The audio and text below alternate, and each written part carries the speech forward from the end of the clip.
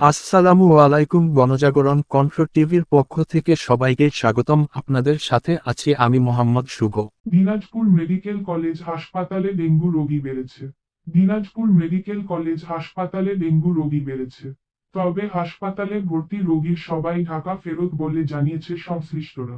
Dinajpur medical college হাসপাতাল সূত্রে জানা যায়, বর্তমানে ডেঙ্গু আক্রান্ত 5 জন পুরুষ ও 2 নারী চিকিৎসাধীন রয়েছেন। তারা ঢাকা ফেরত। কেউ ডেঙ্গু নিয়ে ঢাকা থেকে এসেছেন, আবার কেউ ঢাকা থেকে এসে ডেঙ্গু শনাক্ত হয়েছেন। তবে সবাই শঙ্কামুক্ত। মঙ্গলবার থেকে তারা ভর্তি রয়েছেন। তাদের মধ্যে দিনাজপুরের শহরের তামান্না ও নুসরাত। গত বুধবার দিনাজপুর মেডিকেল কলেজ হাসপাতালে ডেঙ্গু নিয়ে তারা ভর্তি হন।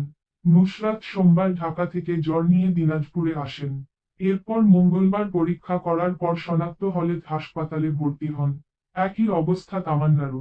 ডেঙ্গু আক্রান্ত মোহাম্মদ মুন ও মিজানুর রহমানও ঢাকা ফেরত। মোহাম্মদ মুন ঢাকায় প্লাস্টিক কারখানায় ও মিজানুর রহমান গার্মেন্টস কর্মী। তারা ঢাকায় ডেঙ্গু আক্রান্ত হয়েছেন বলে জানায়।